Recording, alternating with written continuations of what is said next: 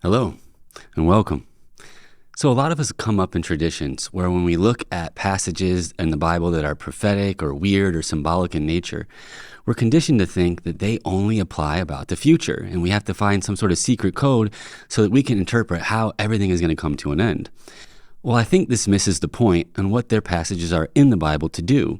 The reason why God gives us them is so that with the Holy Spirit, we can interpret the patterns and cycles and the way God moves within creation, how everything works, so that we can compare that to what's going on in our world and do the right thing.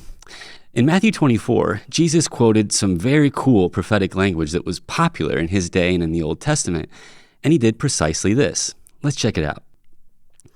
Immediately after the tribulation of those days, the sun will be darkened, and the moon will not give its light.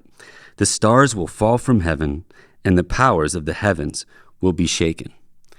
So what is Jesus doing here? We hear him talking about stars falling out of the sky, or the moon no longer reflecting light, or the sun growing dark. That sounds kind of scary. But in actuality, what he's doing is he's saying God is doing something new, something we should be excited about.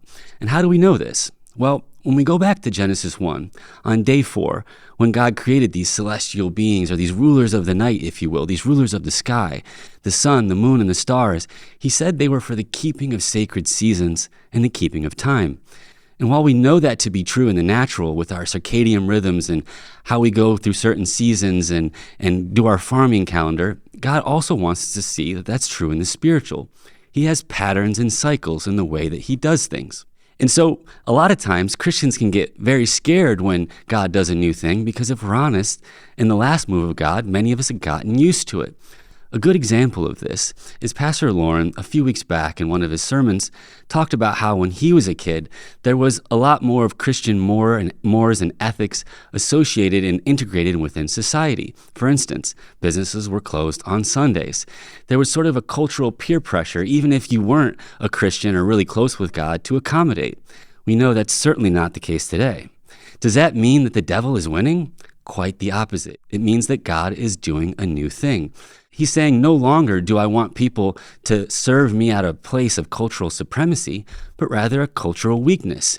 He wants there to be a clear demarcation, a clear line from those who serve him out of a true heart, even if it's not popular, and those who just have a form of godliness but deny his power.